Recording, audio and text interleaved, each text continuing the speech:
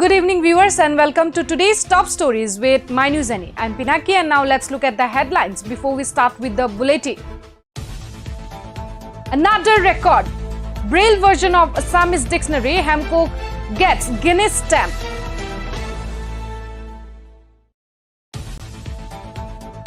Work on two-lane road till Myanmar border to commence soon.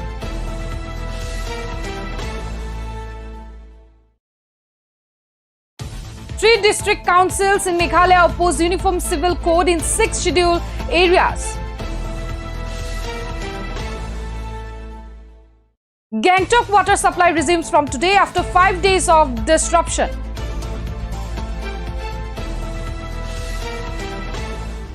Now the news in details. Adding yet another feather to a series of world records, South Asia's first Braille version of Assamese dictionary Hemkosh has officially entered into the prestigious Guinness Book of World Record as the largest selling bilingual Braille dictionary. Late Hemchandra Borua edited it in the 19th century, making it the first Assamese dictionary, and Hemko is the later part of the 19th century. It was published four years after his death, and the ensuing version of the world reference were distributed by the following generations of his family, especially from 4th release to 14th version was arranged and altered by Hemko Pran Devanand Borua, the father of Jayanta Borua, who is the media conglomerate of Assam's Pratidin Media Organization. Jayanta Borua, the grandson of late Hemchandra Borua, conceptualized and published in the Braille edition of Hemko in an effort to carry on the Hemko tradition. The version of Hemko includes roughly 10,000 pages involving in excess of 15 volumes. And after Oxford, this Braille version of Hemko is the first full-language Braille dictionary.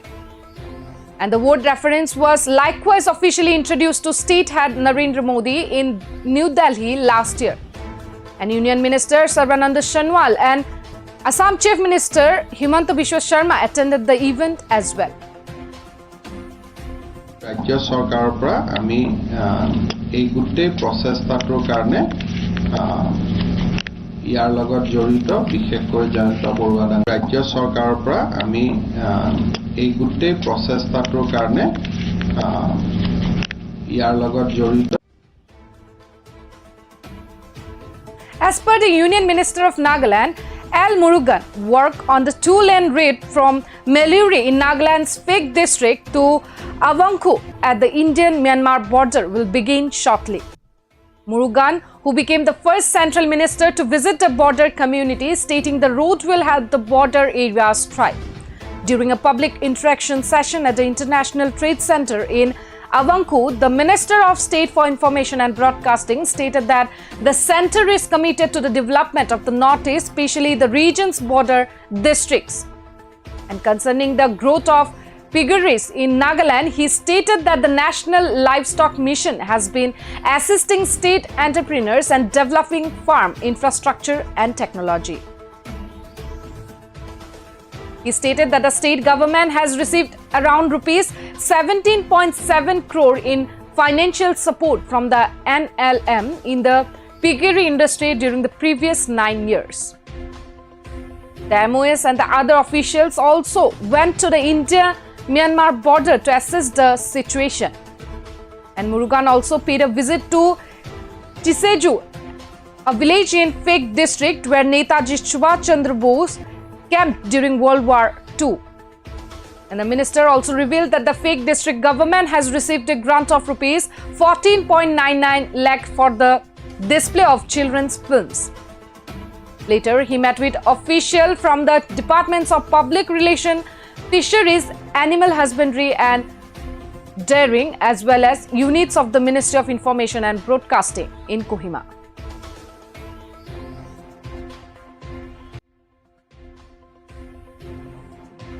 Now next, moving towards Meghalaya.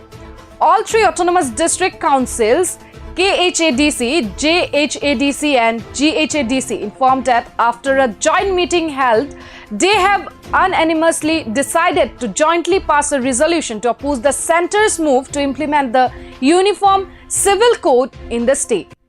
The joint meeting was held today at the KHADC. And the Uniform Civil Code is a proposal to formulate and implement personal laws of citizens which apply to all citizens equally. And the meeting had discussed at length the intention of the central government to introduce the UCC bill in the country, while adding that they feel that UCC will directly have an impact on the powers and functions of the ADC, especially with the customers, traditions, community as a whole. And when asked if a special session will be convened in this regard, Chain said hopefully a special session will be called by next month, as they would likely to speed up this matter. Further, the KHADC chief said that the state government will also have to go in the same line once a resolution is passed by the three ADCs, as well as done in the case of Citizenship Amendment Act.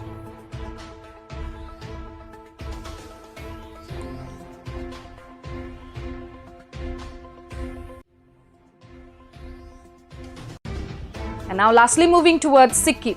The residents of Gangtok can breathe a sign of relief as the water supply, which was disrupted for the past 5 days, is resumed from today. The disruption was caused by damage to the pipeline supplying drinking water from Ratechu due to cloudburst on April 19. The Ratechu water supply pipelines are the sole source of water for Gangtok, and the disruption had caused inconvenience and difficulties for the residents as well as for hotels and businesses during the peak tourist season.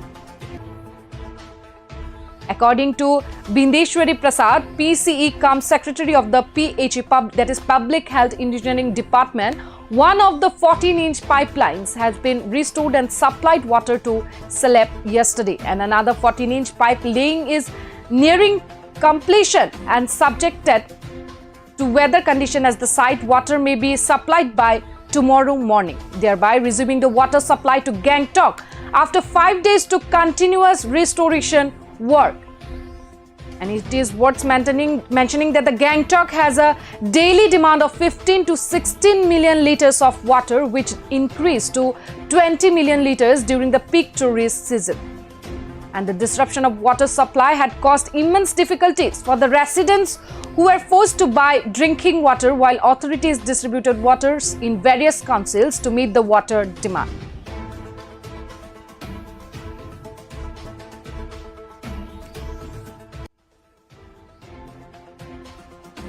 That's all for the day. We will be back tomorrow. Till then, keep watching My News Northeast.